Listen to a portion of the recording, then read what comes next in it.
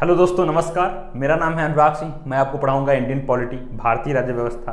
एक बार फिर अपने यूट्यूब चैनल फ्यूचर गोल में बहुत बहुत स्वागत है। एक कदम सफलता की ओर जो आपको ले जाएगा आपकी मंजिल की ओर। मैंने पिछले लेक्चर में आपके साथ डिस्कस किया था अनुसूचियाँ। उसमें मैंने आपको बताया था प्रथम अनुसूची, सेकेंड अनुसूची, थर्ड अनुसूची, इस तरह मैंने 12 अनुसूचियाँ बताई थी। जब मेरा मूल संविधान भारत का था तो उसमें 22 भाग, 8 अनुसूचियाँ और 395 अनुच्छेद। आज वर्तमान में 12 अनुसूचियां हैं। मैंने एक एक डिस्कस किया। प्रथम अनुसूची में भारत राज्यों का संघ है, सेकेंड अनुसूची में क्या हुआ है, वेतन दिया हुआ है, थर्ड अनुसूची में क्या है, शपथ है, चौथी अनुसूची में क्या है तो आपका राज्यसभा की सीटें हैं, और पांचवी अनुसूची में SC ST के लिए प्रशासन, और छठी अनुसूची में क्या दिया हुआ है, एक अलग से जनजाति ST के लिए बनाया गया है जिसमें असम, मेघालय, त्रिपुरा, मिजोरम। सातवीं अनुसूची में क्या है तो सूचियों का वर्णन है, संघ सूची, राज्य सूची, समवर्ती सूची। उसमें बताया था कितने विषय कहाँ तक हैं, तो बताया था संघ सूची में 97 विषय हैं जो बढ़कर 100 हो गए हैं। राज्य सूची में क्या है जो 66 विषय हैं जो घटकर 61 हो गए हैं, और जो समवर्ती सूची है उसमें 47 विषय हैं जो बढ़कर 52 हो गए हैं। ठीक है। फिर मैंने बताया था आपको 8वीं अनुसूची राजभाषा, जो उसमें 14 भाषा थी जो आज बढ़कर 22 भाषा हो गई हैं। फिर मैंने बताया था 9वीं अनुसूची प्रथम संविधान संशोधन 1951 के तहत जोड़ा गया था, जो किससे रिलेटेड था तो भूमि सुधार से। फिर 10वीं अनुसूची क्या था तो 10वीं अनुसूची में मैंने आपको बताया था कि इसमें जो है दल बदल निरोधक कानून से संबंधित है, तो ये 52वां संविधान संशोधन 1985 के तहत जोड़ा गया था। और फिर मैंने बताया था आपको 11वीं अनुसूची, तो उसमें पंचायतें हैं, तो कब जोड़ा गया तो 73वें संविधान संशोधन 1992 से। और जो आपकी 12वीं अनुसूची और जो लास्ट अनुसूची है वो आपकी नगर प्रशासक से है, तो ये कब जोड़ा गया तो ये जोड़ा गया था 74वें संविधान संशोधन 1992 में। ये दोनों लागू कब हुए थे तो 1993 में लागू हुए थे। पंचायतें में कितने कार्य क्षेत्र थे मैंने आपको बताया था 29 कार्य क्षेत्र होते हैं, और जो नगर प्रशासक है इसमें कितने कार्य क्षेत्र हैं तो इसमें आपको बताया था 18 कार्य क्षेत्र होते हैं। तो इसका मैंने ब्रीफ आपको रिवीजन करवा दिया एक बार, जबकि मैंने पिछले लेक्चर में आपके साथ मैंने डिस्कस किया था। तो आज मैं बात करूंगा आर्टिकल 1 to 4 भारत राज्यों का संघ। ठीक है, तो क्या है इसके विषय में एक एक आर्टिकल देखेंगे, एक एक आर्टिकल आपके साथ डिस्कस करेंगे। ठीक है। भाग 1 भारत राज्यों का संघ।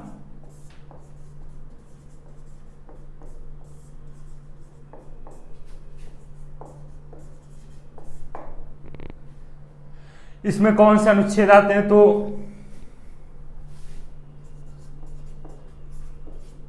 अनुच्छेद 1 से लेकर 4 तक। तो पार्ट 1 क्या है भारत राज्यों का संघ, और इसमें कौन से अनुच्छेद आते हैं तो कहां से कहां तक दिया हुआ है तो अनुच्छेद 1 से लेके अनुच्छेद 4 तक। अब जो है पहले मैं बात करता हूं अनुच्छेद 1 की।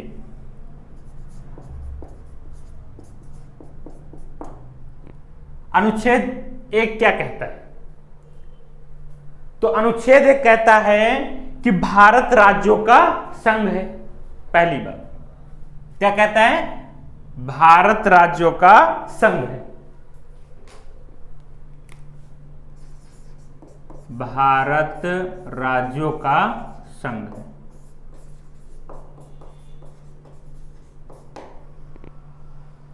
ठीक है। और जो इसका उल्लेख किया गया है तो किस अनुसूची में तो पहली अनुसूची में किया गया है। पहली अनुसूची क्या बताता है मैंने आपको बताया था, पहली अनुसूची भारत राज्यों का संघ है। ठीक है। और उसके बाद जो है 3 प्रकार के क्षेत्र हैं। 3 प्रकार के क्षेत्र तो कौन कौन से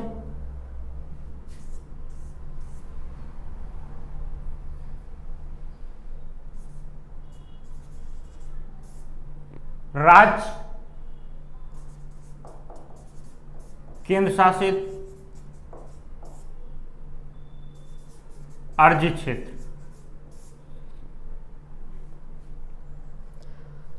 राज्य क्षेत्र कितने हैं तो 28, 28। स्टेट कितने हैं 28। केंद्र शासित प्रदेश कितने हैं? 2, 08, अर्जित 0। देखिए पार्ट 1 में क्या है? भारत राज्यों का संघ, उसका उल्लेख पहली अनुसूची में दिया हुआ है। तो क्या कहता है पहली अनुसूची? भारत राज्यों का संघ। उसमें 3 प्रकार के क्षेत्र दिए हुए हैं, तो राज्य क्षेत्र, केंद्र शासित क्षेत्र और अर्जित क्षेत्र। राज्य क्षेत्र का मतलब 28 राज्य हैं, केंद्र शासित प्रदेश कितने हैं? 8 हैं। अर्जित का मतलब क्या होता है? 0। मतलब अर्जित का मतलब होता है कि वर्तमान में कोई भी क्षेत्र जो है जीत कर अगर अपने भारत देश में मिला लिया जाता है तो वो कहां आएगा? वो आएगा अर्जित में आएगा। अगर कोई राज्य बनता है तो वो कहां आएगा? तो राज्य में आएगा। अगर केंद्र शासित प्रदेश बनता तो कहां आएगा? इसमें आएगा। अगर किसी दूसरे वहां से जीत का कोई क्षेत्र लाते हैं तो वो कहां होगा? अर्जित, तो अर्जित में होगा। ठीक है, ये समझ में आ गया होगा। ठीक है, तो प्रथम भाग क्या बताता है? प्रथम अनुच्छेद क्या बताता है? तो भाग 1 के एक अनुच्छेद में दिया हुआ है भारत राज्यों का संघ। अब यहां आपके मन में एक शब्द जुड़ता होगा, आपके मन में एक शब्द कंफ्यूज करता होगा कि भारत के संविधान में यूनियन शब्द क्यों ऐड किया गया?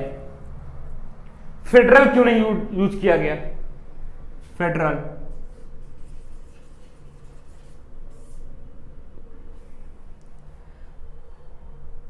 यूनियन शब्द ही क्यों प्रयोग किया गया? इसका मतलब भी होता है संघ और इसका मतलब भी होता है संघ। एक होता है कोफेडरल, इसका मतलब होगा है परिसंघ। क्या होता है इसका मतलब? परिसंघ। कोफेडरल, परिसंघ, फेडरल, संघ, यूनियन संघ। तो हमारे भारत के संविधान में क्या यूज किया गया है? यूनियन। मतलब कोफेडरल परिसंघ हम उसे कहते हैं कि जो राज्य थोड़ी थोड़ी शक्तियां दे करके एक देश का निर्माण करते हैं। तो वो कभी भी किसी भी समय वहां से अपनी शक्तियां वापस लेकर के अलग हो सकते हैं।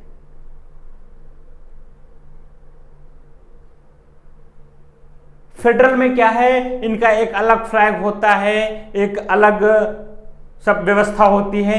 तो ये किसी भी राज्य में या किसी भी राज्य को अगर किसी दूसरे कंट्री के साथ जुड़ना है तो जुड़ जाते हैं, शामिल होना होता है तो शामिल हो जाते हैं, और जब चाहते हैं तो वो फिर अलग हो जाते हैं।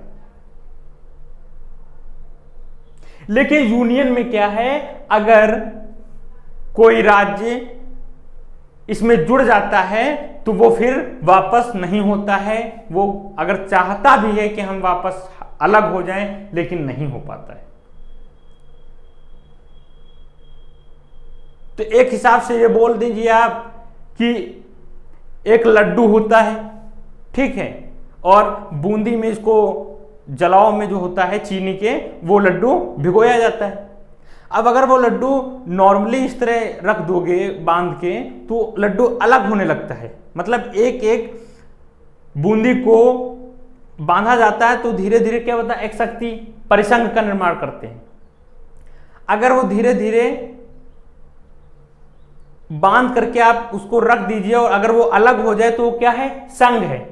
अगर उसी लड्डू को आप फ्रिज में बंद करके एकदम रख दीजिए 2, 4, 6, 8 दिन, तो उसके बाद देखेंगे वो एकदम लड्डू जो होता है टाइट हो जाता है, उसके जो पार्टिकल होते हैं वो बाहर की ओर नहीं निकलते हैं। तो उसका मतलब क्या है? संघ। वो एक पार्टिकल में बंध चुके होते हैं।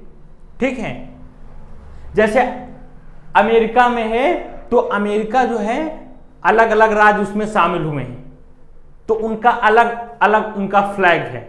जैसे 50 राज्य शामिल हुए हैं अमेरिका में तो 50 का संविधान अलग अलग, उनका जो 50 का जो 50 राज्य हैं उनका अलग फ्लैग है, अलग अलग फ्लैग है।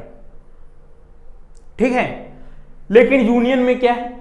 अगर एक बार इस संघ में जुड़ जाते हैं तो जो संविधान होता है वो पूरे राज्यों पर एक ही संविधान लागू होता है, एक ही झंडा होता है, एक ही राष्ट्रगान होता है, एक ही राष्ट्रगीत होता है, सब कुछ एक। ठीक है, तो मैंने ये एग्जाम्पल आपको लड्डू वाला बताया, बहुत इजी है। तो ये बात समझ में आ गई, को फेडरल, फेडरल, यूनियन। देखिए फेडरल और यूनियन का हिंदी में शब्द जो है वो संघ है, लेकिन इंग्लिश में उसका शब्द अलग अलग है। फेडरल को भी संघ बोलते हैं और यूनियन को भी संघ बोलते हैं, लेकिन हमारे इंडियन कॉन्स्टिट्यूशन में क्या यूज किया गया? यूनियन। भारत राज्यों का संघ है, भारत राज्यों का यूनियन है, भारत राज्यों का यूनियन है, यह वर्ड यूज किया गया है, ना कि फेडरल यूज किया गया है। तो इस पे कंफ्यूज मत होना, ठीक है, फेडरल और यूनियन में। ठीक है, तो हमारे भारत के संविधान में क्या किया गया? यूनियन और फेडरल, तो वो भी एक संघ है। ठीक है, इतना याद रखना। पहली अनुसूची में उल्लेख है 3 प्रकार के क्षेत्र हैं, राज्य क्षेत्र और केंद्र शासित क्षेत्र, अर्जित क्षेत्र। मैंने इसका विधिवत डिस्कस किया।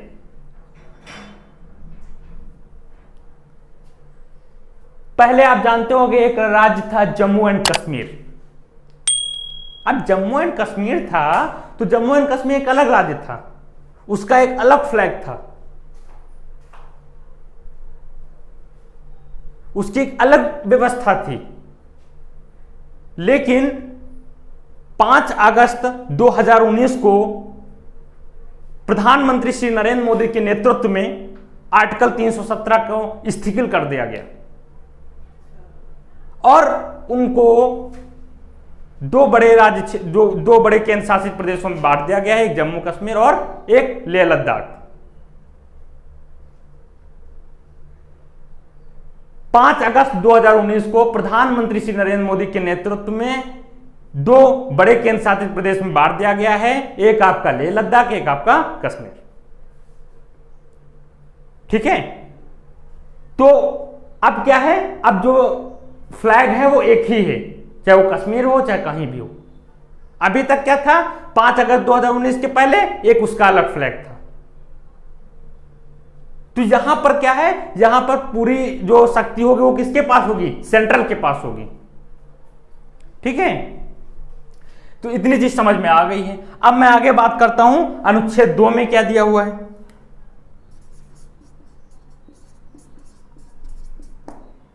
अनुच्छेद 2 में क्या दिया हुआ है?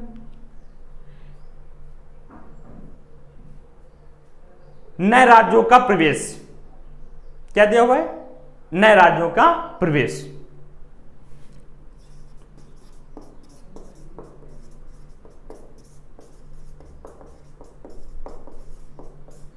अब नए राज्यों का प्रवेश,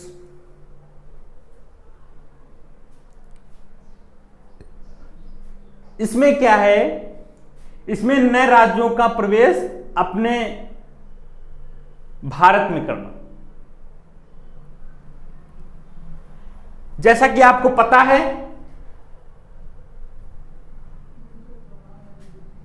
अनुच्छेद 2 में दिया हुआ है नए विदेशी राज्यों का प्रवेश, नए विदेशी राज्यों का प्रवेश। ठीक है, तो अब यहां पर जो है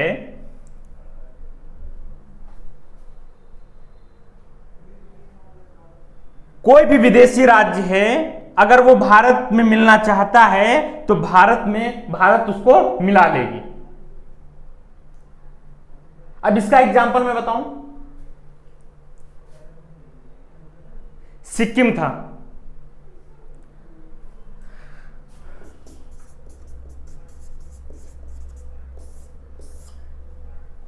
सिक्किम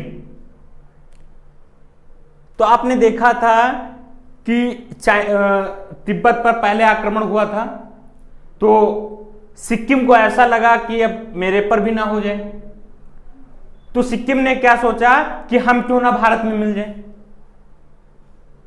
यह विदेशी राज्य था सिक्किम। तो इसने क्या किया? इसने 35वां संविधान संशोधन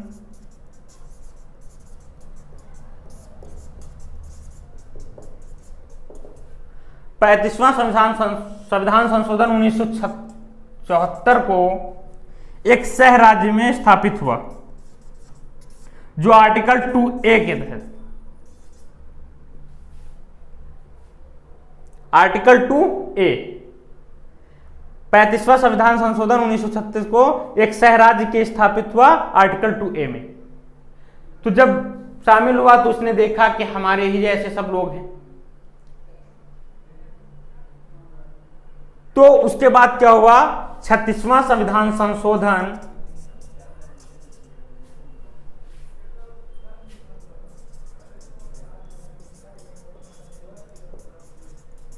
1975 को भारत में मिला लिया गया। जब ये भारत में मिलाया गया तो ये 22वां राज्य बना था, 22वां राज्य सिक्किम। तो अगर कोई विदेशी राज्य भारत में शामिल होना चाहता है तो भारत में उसको शामिल कर लेगी।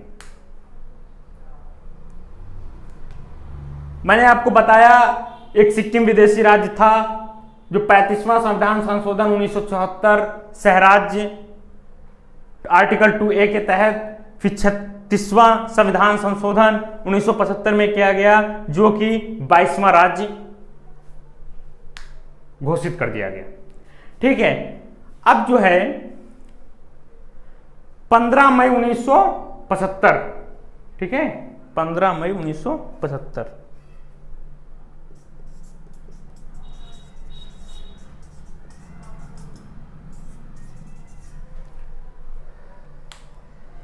तो आर्टिकल 1 आपने समझा, आर्टिकल 2 आपने समझा। आर्टिकल 1 क्या कहता है, भारत राज्यों का संघ। आर्टिकल 2 क्या कहता है, नए विदेशी राज्यों का प्रवेश।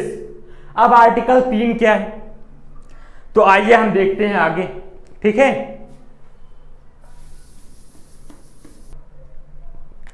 आर्टिकल 3 में क्या है, अनुच्छेद 3 में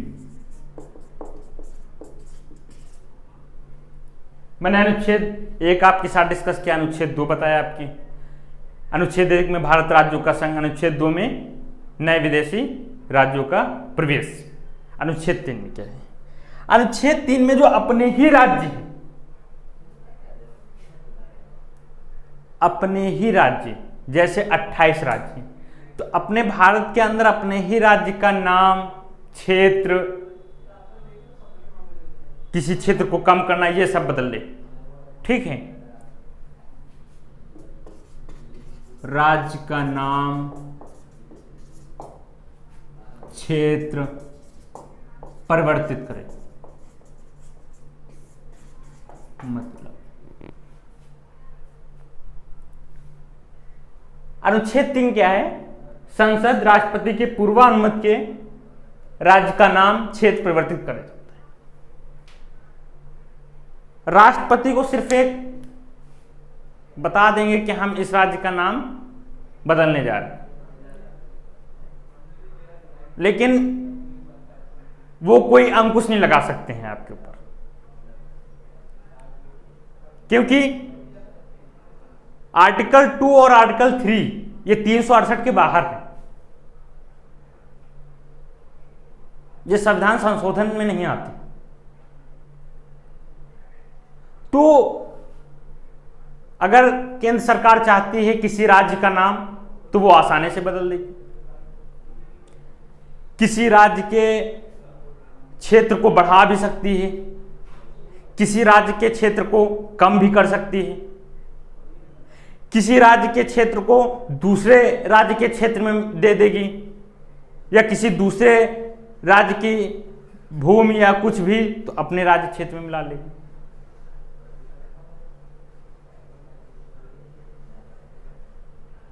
जैसे आपको पता होगा, एक उत्तर प्रदेश से देखो उत्तराखंड अलग किया गया, पता है कि नहीं?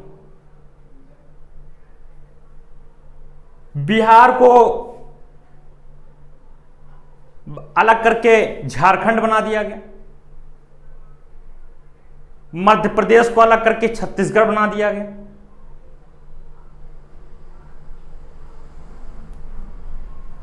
तो इसमें मैंने आपको बताया राज्य का नाम व क्षेत्र परिवर्तित कर सकते हैं।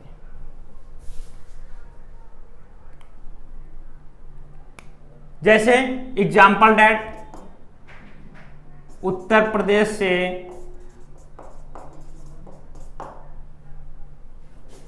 उत्तराखंड,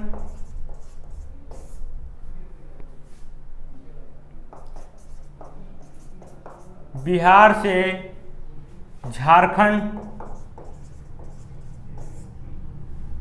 और मध्य प्रदेश से छत्तीसगढ़।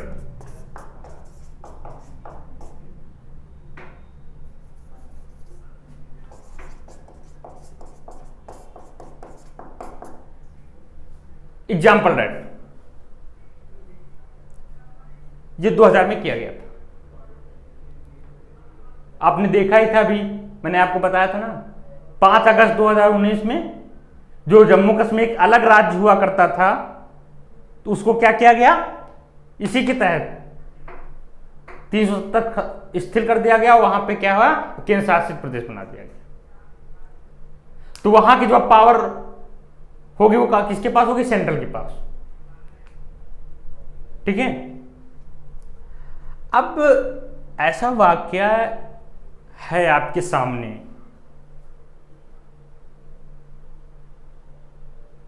राज्यों का जब हमारा भारत देश स्वतंत्र हुआ था, आजाद हुआ था, तो उसमें जो है कैसे कितने भागों में बटा हुआ था।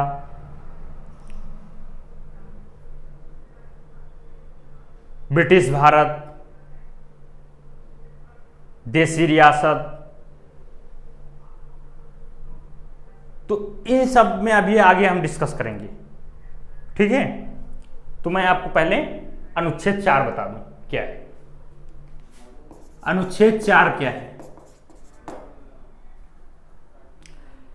अनुच्छेद 4 जो है वो आर्टिकल 1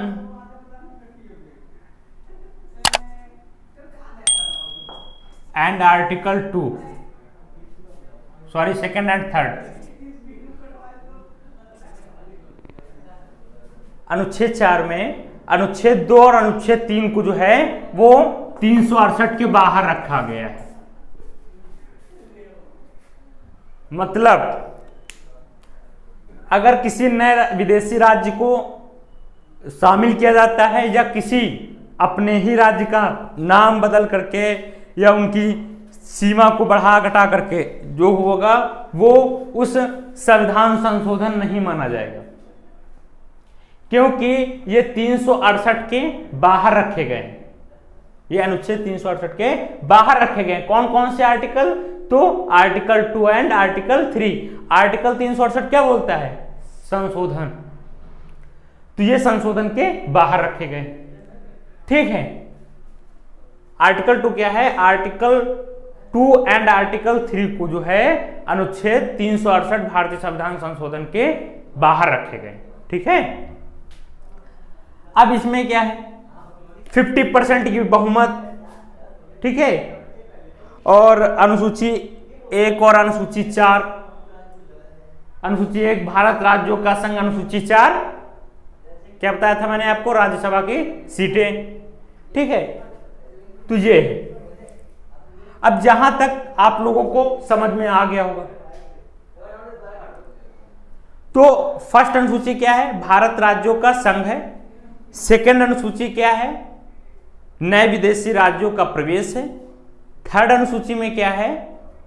मैंने आपको बताया था कि अपने ही राज्य को की सीमा को बढ़ा करके अपने जितने भी राज्य हैं उनमें परिवर्तन कर सकता है, नाम को लेकर के, सीमा को लेकर के। जैसे किसी राज्य की उस सीमा को घटा भी सकते हैं, किसी राज्य की सीमा को बढ़ा भी सकते हैं, किसी राज्य के नाम को बदल भी सकते हैं, किसी राज्य को दूसरे राज्य में शामिल भी कर सकते हैं। ठीक है। तो आर्टिकल 4 क्या बताया मैंने? आर्टिकल 4 मैंने बताया आपको कि आर्टिकल 2 और आर्टिकल 3 को जो है वो अनुच्छेद 368 के संविधान संशोधन से बाहर रखा गया है।